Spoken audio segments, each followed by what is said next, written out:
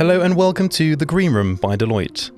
This is the podcast where we ask the tricky questions about the world around us. I'm George Parrett, and today we're asking, why do the experts keep getting it wrong?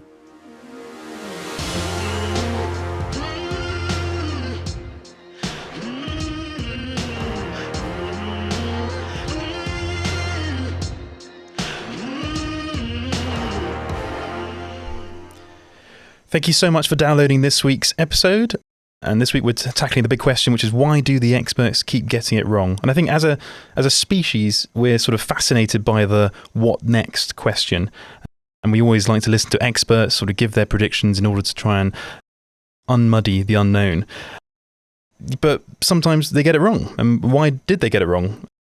In an increasingly complex business and economics world, is certainty now a thing of the past?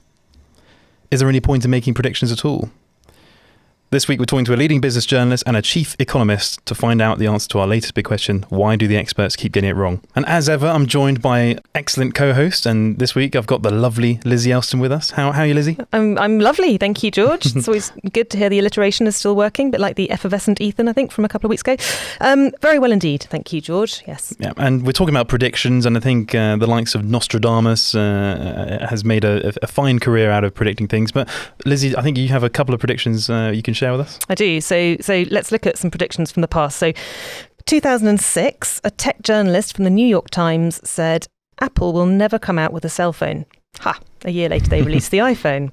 Whoops. But we don't always get it wrong. Let's look at 1969. This is interesting. A science fiction film produced in 1969 but set in 2010 predicted that the President of America would be President Obama.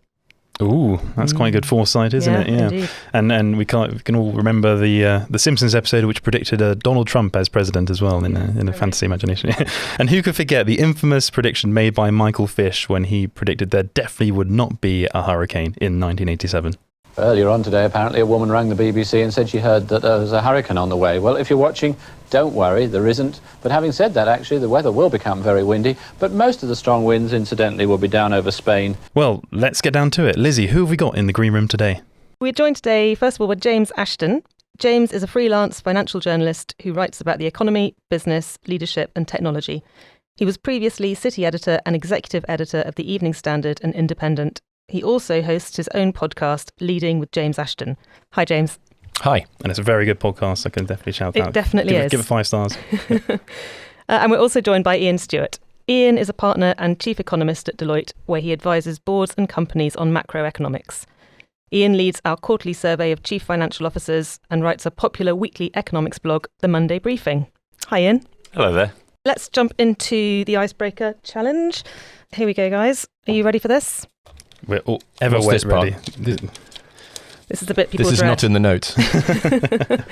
Okay, what have you read recently that surprised you? Who wants to kick off? Actually, okay, shall I kick off? Go on, Ian. I read a novel called Stoner. Does this count, actually? Oh, yes, yeah. anything. Yeah, it's a really good novel. Yeah, good novel. I mean, it is an amazing novel, and it surprised me because it was, I think, it's probably one of the most moving books I've ever read, and I would strongly recommend it to anyone. There you Amazing. go. There's nothing to do with economics. It doesn't have to be, but that's, Okay. it's good to be surprised. Yeah. This is book reviews with Ian Stewart.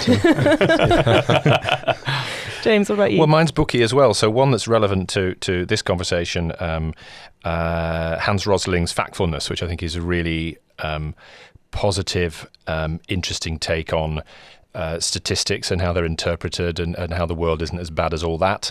And I know that's done very well and sold very well, so that's good. And then also, I actually read one of my daughter's school books.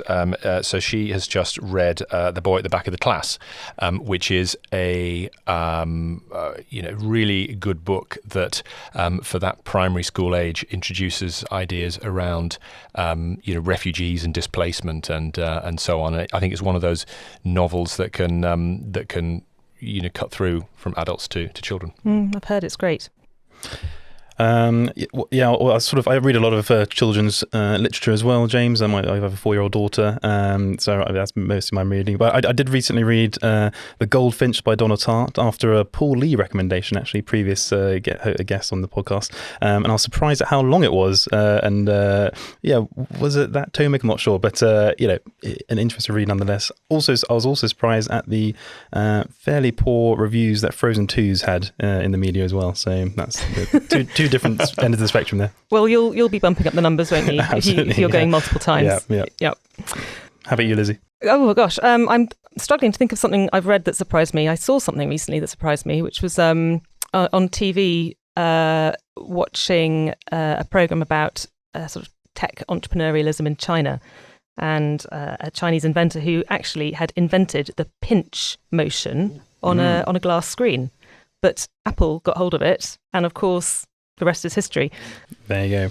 Well, let's dive into this week's big question, which is why do the experts keep getting it wrong? And Ian, if I could come to you first, I think it's probably prudent to ask, why do experts make predictions in the first place? What's the point of economic forecasts, and how does it impact our lives? Why do we make them? Because we all need to make judgments about what the future will be like. So there's a tremendous demand for understanding about the future. There's a big market. And I think the problem about the term expert, of course, is that it encompasses everyone from somebody who's putting opinions on Facebook to a cardiologist or a structural engineer. So it's a rather broad term. I mean, maybe there are genuine experts and sort of self-appointed experts, but I think one of the sort of essential characteristics of human existence is uncertainty and our desire in some respects to manage and master uncertainty. And so forecasts are a way of trying to do that. Now, if you think about economics, which is what I know a bit about, I think economic forecasts are a structured way of thinking about the future. And a lot of the value lies not in the particular number, GDP next year, but in the way in which that number is reached, the process and the explanation. So it's the idea of a structured way of thinking about the future. And James, for every expert or economist out there, there's a role which the media has to play. And how do journalists report these facts? And what's their role in kind of swaying opinions or not swaying opinions? Could you talk about that a little bit? Well, I think, to follow on from Ian, I think the love of the new, the excitement about what's coming next it's human nature. What's the next episode of The Crown going to be all about, and so on. And then there's the profit. You can profit if you have that competitive advantage of knowing what is around the corner. From the journalist point of view, I think there are two. I think there are facts and forecasts that the media report on, and facts are supposedly very solid things. I don't think they always are, and I can go into that. And I think particularly where we're talking today with forecasts, I think the media has a responsibility to, if you like, ingest all the information that's out there, whether it's from expert or non-expert sources, and then turn that back out again to to the reader, to the consumer of media. So I think with the experts, and Ian hit on this, there's a lot of experts out there. I mean, some of them just happen to be the people that are loitering around the TV studio when the TV channel wants an expert to fill 5 minutes of dead air. So I think the journalist's responsibility is to check the veracity. So who is this expert? Where do their creds come from? Do they have an organisation? I don't know. Do they have the Bank of England behind them? Do they have Deloitte behind them? So that should give them a certain sort of credence. Have they been at it 20 years? They probably know something. So I think every time you're thinking about putting these people through the mincer and out into media, you're making that judgment. Do they deserve the airtime? Do they deserve the column inches and so on? I guess for every opinion, there's a counter opinion as well. And so how do you sort of ensure that you're getting a breadth of views through what you're reporting. I think there's a few things there. There's whether we're talking about a forecast or an opinion. So, the forecast, I think, does go down to you have to drill into what the veracity of this is, how they've gathered that data, and the moment we're very interested in the veracity of the average YouGov poll. What is it really going to give us a clear picture of what things look like the day after to polling day? With opinions, I don't know. I don't think the media always needs to have both sides of an opinion, but I think if you're being led by a data or forecast or an expert in that respect, then it's about trusting the sources. And acknowledging that the media obviously does its due diligence and gets people like Ian on screens and in the papers. Ian, why is it so hard to predict the future and make these forecasts or make accurate forecasts? I think you can kind of distinguish between forecasts which relate to sort of scientific matters in broad terms, so things like the weather or the spread of diseases, for instance, where the constraint relates to our knowledge of science, and that changes over time. And you see this with the changing predictions about the effects of climate change. So I think there are sort of scientific predictions, and then I think we have the social sciences, and I think in the social sciences you tend to have theories, and then they generate kind of models or ways of thinking about the world, and the forecasts there are heavily contingent upon human behaviour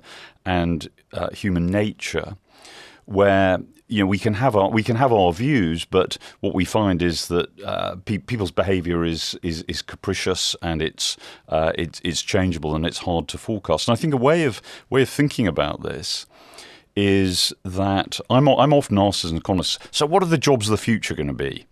That's a great question. And I've come to the conclusion, and this isn't a sort of flip answer, that I think it's a bit like trying to say, what will the fashions of the future be? And it's, Google the fashions of the past, and there's some hilarious stuff there on what people used to regard as fashionable.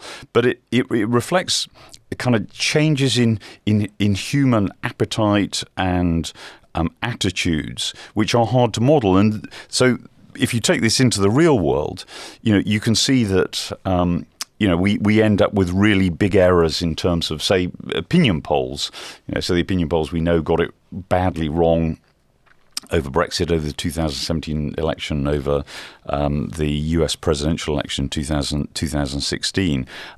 It is just very, very hard to model that kind of behaviour, and similarly in areas like in economics, it is very hard to predict human behaviour faced with an event like, say, the financial crisis. Economists were completely wrong about the effect of the financial crisis on unemployment in the UK.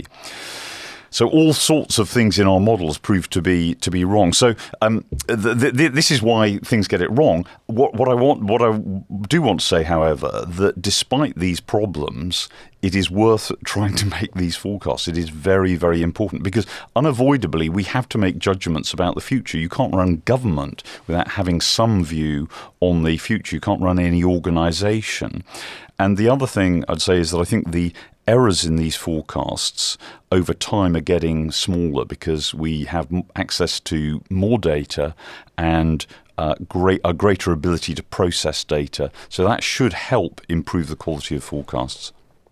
It's a really interesting point you make about sort of human rationality or lack of, because I was reading in preparation for this, the work that's been done by Professors Duflo and Banerjee, who were looking at the fact that conventional economics, for example, might focus more on financials and on money, and the suggestion, for example, that if someone was working in a clothes factory and the factory shut down because of competition from China, then the economics sort of would predict that individual would move to find a new job in a new clothes factory. But actually, human behaviour is such that people have such a leaning towards purpose and belonging and dignity that in fact they may not move to find new work, and that completely upsets the idea that the financial numerical economics is in fact right. So. Yeah, I mean, I think one of the big setbacks for economics in the financial crisis was the way it exposed the error in thinking that humans collectively were rational. And you see this most of all and persistently in financial markets, where financial markets are a great market to look at because there's loads and loads of data, and we can observe it in kind of real time almost. And so why is it we always have bubbles? Historically, there are always bubbles, and there are always people who lose lots of money and people who make lots of money. It's because of kind of an irrationality. And I would say, actually, one of the encouraging things that's come out of the sort of, not wholly, but partly because of the financial crisis, is a growing focus on behavioural economics. So the way in which human behaviour and errors in our thinking, or not only errors in our thinking, the kind of preferences which override sort of strict rationality, affect the decisions that we take. And James, Ian mentioned that various economic and political pollers and forecasters have got sort of major events wrong over the last few years. Do you get frustrated by that as a business journalist? Your audience are obviously C-suite readers in the city and trying to make their decisions. Do you get frustrated when the experts don't quite get it right? I think great news can be something that's very, very unpredictable. So of course, I suppose to some degree, if everyone's got it wrong, then there is a real wow factor. There's something about the media likes unpredictability. I mean, the exam question is, why do experts keep getting it wrong? And of course, we've got the all the examples of Brexit and Hillary Clinton. I mean, there is a lot that, to play devil's advocate and say that economists and experts do get it right, there's a lot that we know that they do get right. We kind of know the direction of travel for climate change, for population growth, GDP. We kind of know where that's going, and some aspects of technology. But where they get it wrong, I think we've had this huge social earthquake, if you like, anti-capitalism, anti-establishment, and I think some of the reason that the experts get it wrong is because they're looking in the wrong place, they're measuring the wrong stuff, they're looking at the wrong sample. Before the Brexit vote 2016, the media, let's imagine they're all in this bubble called the M25. It was a slam dunk, we were staying. If you drove out into even the Cotswolds, you see these vote Brexit billboards, and you think, well, there's a billboard and there's another billboard and it's in his garden and her garden and so on. And so in retrospect, it's very easy to say, but I think it's about being out of the bubble. And it seems that the world is getting so much more complex. Just everyday lives is changing, technology is changing, business is changing. There are some outdated assumptions which factor into making predictions, which probably need to be constantly amended and readdressed. I think it's outdated assumptions, outdated methods. I mean, I interviewed John Pollinger, who was the UK statistician, ran the ONS, probably about 2016, and I was talking about the I think it was about shopping data. It was about the food data, and all this goes into how they measure inflation. And I said, well, how do you get that? How do you get that data? I thought there was going to be some huge, giant macro computer and so on. And he said, oh no, well, we send somebody into the supermarket with a clipboard, and they jot down the price of tomatoes. And obviously they're going to get it right because they're in there, and they're not. There's no fake news in the way of that. But you do think, well, surely we're a bit more sophisticated than writing a shopping list down. Algorithms and technology. Exactly. That sounds like some geography coursework I did for GCSE. I think, but something similar to that. I don't know if you agree, Ian. I mean, there's always more that can be captured. Yeah, I mean, that doesn't worry me because I think that this is kind of human progress, that we get better at doing everything. And one of the things we get better at is measuring. And we can't get better without realising that there were errors in the way we were doing things before. I mean, actually, on average earnings, they are a fantastic example of a data series going completely wrong. The data was suspended. I mean, I've never seen this before, where the statisticians say, these data are so bad, we've got to sort of give them a holiday and try and sort them out, and then we're going to bring them back, which is what they did. And they did that, and then they thought, they're still not right. And so, I'm kind of I'm kind of happy with that, because I think that is there is a heck of a lot of trial and error. And this is the nature of improvement. I mean, actually, an interesting example of this is our attitudes to air pollution. Actually, air pollution has improved enormously. I mean, it has got better in the last 20 years.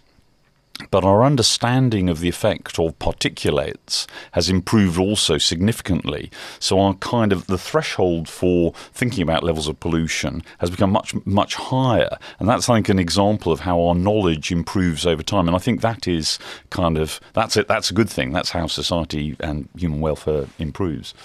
But the tolerance of it goes down, but whilst our knowledge goes up almost. Exactly. Yeah, that's interesting, yeah. So we've talked a bit about experts making predictions and those of us that follow these predictions. I suppose there's also an element of how we take these forecasts and predictions, etc., because inherently we all have biases, and I'm sure that has a large piece to play here. So we're overly optimistic, for example, that the things we want to happen will actually happen, and we think that bad things will happen, but probably not to us. And there's, I suppose, I don't know if the right term is a sort of self-fulfilling prophecy of looking for the things that match your own bias. What's your view of that? And is that something that you think is becoming more prevalent now? Well, I think it's something we understand better now. And actually, one of the things that's always struck me as an economist, that often when economists give their own, kind of view on what's likely to happen in terms of political outcomes, and that they don't do that in their job, it ends up as an expression of hope. So a forecast is an expression of hope. So you end up forecasting what you hope will happen, right, but you dress it up as a forecast because that sounds better. There are a whole series of biases. One is the optimism bias you mentioned. We know that we are all terribly influenced by kind of received wisdom. And that makes us, we're social animals, so we don't like contradicting a received wisdom. And in the before the financial crisis, I mean, I keep going back to the financial crisis because it was such an epic era of understanding of financial markets and economies. But before the financial crisis, there was an orthodoxy about globalization, about financial integration, about growth, which was just, if you were an economist working, in the city, it was just, it was very hard to challenge because that was the orthodoxy. And it was a kind of great orthodoxy because it meant that we were all going to get richer and growth was going to continue forever. And so sort of stand up and say, well, this is all going to come to an end, was seen as kind of a little bit negative. Well, more than a little bit negative. Economists very, very rarely forecast recessions. And part of the reason is because it's just seen as like, oh, gosh, that's really negative.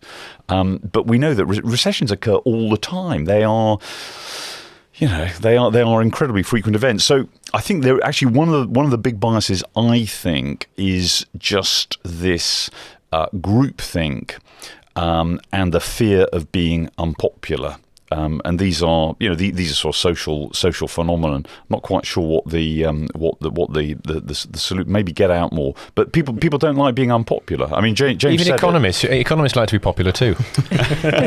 Economists, they just yearn for popularity. I think there are things that you can do, but what I don't know is how you insulate yourself against the unpopularity of saying things which are counter to a received wisdom. That's a really, maybe that's one for journalists, James. What popularity? We love it. Well, no, saying things which are kind of running against the tide of the moment, or are contrarian, or uncomfortable. I think you can, and it's always good to find a fresh perspective on whatever the story is, or better still, find something. I think there's always, particularly with newspapers, my view is it's always nice to, I think we forget about serendipity. Sometimes it's good to buy a newspaper at the weekend, say, and pick up the Sunday Times and the magazine, or the Sunday Tell or whatever. And there's that one piece in there. You didn't know you needed to read it, but you're going to read it, or whether it's on the way onto work on Monday or or whatever. So I think it's always good to have that different perspective. Calling the market or something like that. I mean, I think there's an expression, isn't there? Clock is right twice a day. So if you do keep calling, if you do become the Dr. Doom of media, and there are obviously Dr. Dooms in the city, then at some point, if you keep calling a recession, you will probably get it right. But it is difficult, and it's a very lonely world to go all the way to keep calling it every 6 months, because while everyone's having boom time, they'll probably think you're an idiot. We haven't mentioned social media, and social media is, I think, people always back in the day, maybe our parents, they took the Times or something. They took the Times because they liked reflecting back to them the world as they saw it. And I think the best editors, so John Wither at the Times, Paul Dacre as was at the Mail, people have difference of opinion with them, but they knew their audience, and there was a certain sort of reinforcement going on there. I think what you've got with social media is you have that on steroids, if you like, because you have the algorithms that follow around the clicks that you make and so on. You will only really, unless you work very hard, you only actually see what you like and what they think you like and want to see, unless you really try and burst that bubble. And that's where we've got into a problem with. Some of it is forecasting, I suppose, and predictions, and it's and fake news and advertising, because people are having their views reinforced to them as truth, whereas actually it's nothing like truth. How much of an issue really is fake news?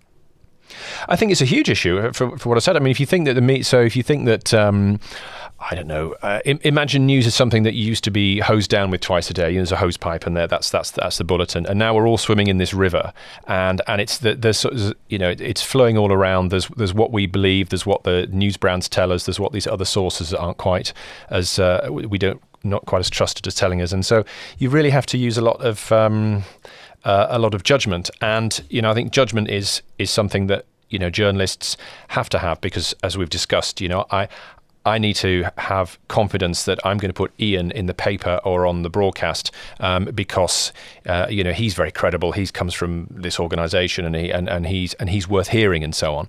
But I think a lot of people who are swimming in this river with the sharks or whatever haven't necessarily got that judgment. Of course, they're entitled to their opinion, but and I think a lot of people are much savvier consumers of news and information now. But sadly, many are not. Given an increasing awareness of fake news, do you think that the quality of traditional media has improved in recent years? Well, I would say this, wouldn't I? I mean, I think traditional media, much of it is digital, of course, as well.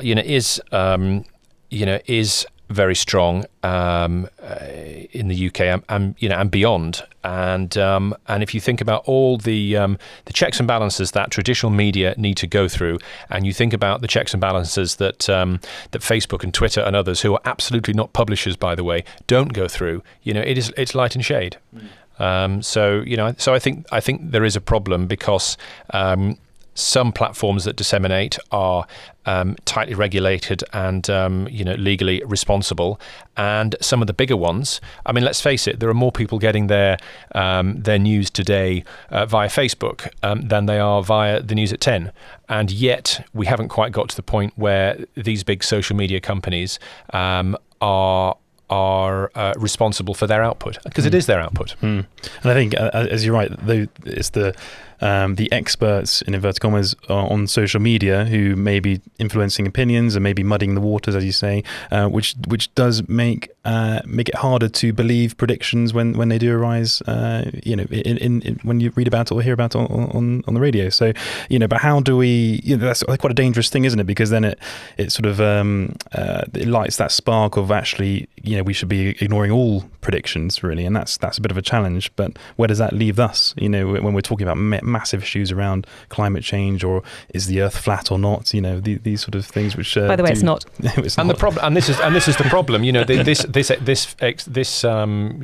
sort of Trumpian phrase we have now, fake news, is just become a very shorthand way of dismissing any piece of information that might be any forecast, anything that's probably being carefully put together by people who actually are experts. And it's just a very easy way of saying, don't like that, put it in the bin. What about automation? And we're in this tech age now, and could it be said that algorithms could actually be more accurate than humans in making predictions? Actually, the weather's a good example of where science and data and processing power have led to really big improvements in the quality of weather forecasts. And I think in areas like epidemiology, so the spread of diseases, actually the use of things like AI and big data are going to be incredibly powerful. I mean, I think the question is whether we can get better at understanding human nature, because that's the really unpredictable part of it. And I'm a little bit skeptical. I mean, maybe the equivalent of a sort of Turing test on this is to come up with a AI that can forecast where markets will be in 6 months' time, or where fashions will be in 10 years' time, so I think that bit of it is going to be much harder. But I think there will be tremendous gains to be made from this combination of processing power and data. James, as a business journalist, would you trust an algorithm-based data pool, or? Well, I would always want to know. It's like when I always remember if you do a Sunday for Monday shift, which is awful, but I've done Saturday shifts as well. But so often the Sunday for Monday, so many surveys have been dropped your way, and you always have to look at how many people, and you go, well, actually, how many people have you asked this question to come up with this wonderful answer? And and if it's sort of 3 people in the office and their pet, then you're not going to give that a top headline. But if it's a credible research like CFOs, if it's credible, if it's credible, I think you can. And if somehow AI has been involved in gathering that data, then I think it is worth using. I mean, I do know that some things like SurveyMonkey gets a lot of coverage as a way of really ingesting a lot of information. But you think, well, people just hit whatever buttons they need to do to get through to the next thing they're looking at online. I don't not always wonder whether that's good quality thing. With your predictions and fashioning, I think with it's almost like that clock again being right twice a day. I mean, you can almost, I'm sure the fashion industry do this all the time. They go, it's 2023, it's flares again. Yay! That's how it happens, isn't it? Here's hoping. Yeah, and in terms of those jobs, I mean, obviously there will always be economists, but you just and journalists. James. Yes, thank you. That's good. Yeah. So you always, it's difficult to say what's going to be there in 50 years' time, but I think a lot of forecasts and predictions, and your colleague Paul Lee is a past master at this. You can always sort of look a little bit, just shake the crystal ball and go out a couple of years. So the future jobs. I mean, surveys I've seen that the future jobs will all be pet walking and massage therapists and so on. These are the things. Zumba dancers. Yes, it's the expansion of the service economy. So that's an easy prediction to make, isn't it? So we can see you on the Zumba dance floor, Ian, when the algorithms take over. Actually, I think it might be a more fruitful way of thinking about the future, and particularly advising your kids what jobs to do or what training to do, would be to think about the qualities that will be useful in the future rather than the jobs that you're going to get, because those qualities are transferable. The skills may be very specific. Can I just say one more thing? And that it's a bit of a plug, but I just want to say how much I enjoy Ian's Monday morning briefings. Oh, you can certainly say because, that. and obviously the content is great, but I just love your last and finally jokes at the end. They're just great. It's like they're sort of in the good old days when the news finished with a sort of a cat being rescued from up a tree. That's right. A duck on a skateboard, that kind of thing. Keep them listening to the end. Yeah. But can I also say the content is really good too? Oh, I know. Yeah, the bit before that is good. No, thank you. And just to follow on from Lizzie's shameless plug, Leading with James Ashton is a fantastic podcast featuring leaders from across the business world, including former guests and former Deloitte CEO David Sproul. So it's definitely worth a listen, definitely worth telling your friends and grandparents about it, and download it and give it 5 stars. And there'll be links to that in the podcast notes. But just to end, we're recording this at the end of 2019, at the end of a decade, and which is why we're kind of thinking about what's going to happen in the 2020s. Will they be roaring 20s? Who knows? But perhaps if we just put the both of you on the spot to make a prediction, either for the next year or for the next decade, that I think our listeners would enjoy that. I must defer to the official Deloitte forecast. Okay, so I'm going to make a 10-year forecast because it'll be too. It doesn't have to be right. So I can't be invited back in a year's time to explain why I was wrong, because I'll be gone in 10 years' time. So I think the next 10 years are going to be better than people assume, and I think economies are going to be stronger, and I think there is going to be kind of less uncertainty. And the reason I say that is we've had 10 years of very, very weak growth and a lot of uncertainty. And I think there are a whole series of things going on in the world, but I think we may be underestimating the scope for productivity, particularly through new technologies to drive growth. So I'll come back in 2029 to discuss that with you. That sounds like the sort of answer which is quite popular. You may be invited to a few parties, Ian, as a result of that. No, well, that was the intention. Yeah, okay, that's fine. Yeah, okay. I think we've established neither of us are going to be very popular if we talk about next year's recession, Ian. So let's just keep that to ourselves. I think assuming we have some sort of clarity on. I mean, this is a kind of my UK ideas, if you like, because I write in the Telegraph every week on Questa about where different equities are going and so on. And I think there's, assuming we get some clarity on Brexit soon, there's potential for an investment mini boom, if you like. I mean, there is investment is depressed at the moment, and what investment is being spent on the wrong stuff. It's like Tesco renting lots of freezers to put extra turkeys in for Christmas and so on. It's people taking more warehouse space as they stockpile widgets that they can't get in from Latvia because we haven't got the deal or something. So I think when there's a bit of relief and a bit of certainty, the UK consumer has held up incredibly well and just keeps spending. But then we might get the right sort of investment, as Ian mentions, productivity, and get that awful R&D number up as well. And then who knows, we could have a roaring 20s. Ian and James, thank you so much for coming to the Green Room today and telling us your predictions for the next decade. Well, I think we can all look forward to that. Thank you so much for tuning in to this week's episode. This will be the last edition of 2019, but we'll be back early next year for more exciting new episodes. In the meantime, you can find all of our episodes on our webpage. Just go to deloitte.co.uk/Green Room Podcasts, where you'll find every episode there. And we'd love to hear your feedback. So if you've got any burning questions you want us to ask her, then please do get in touch and we'll see to it. Thanks for listening to this episode of The Green Room by Deloitte. We'll be back early next year with our next big question. This podcast is produced by our very own Pod Squad and hosted by George Parrett, Lizzie Elston and Ethan Worth. Thanks to our creative studio for their technical support. Original music by Ali Barrett from our consulting team.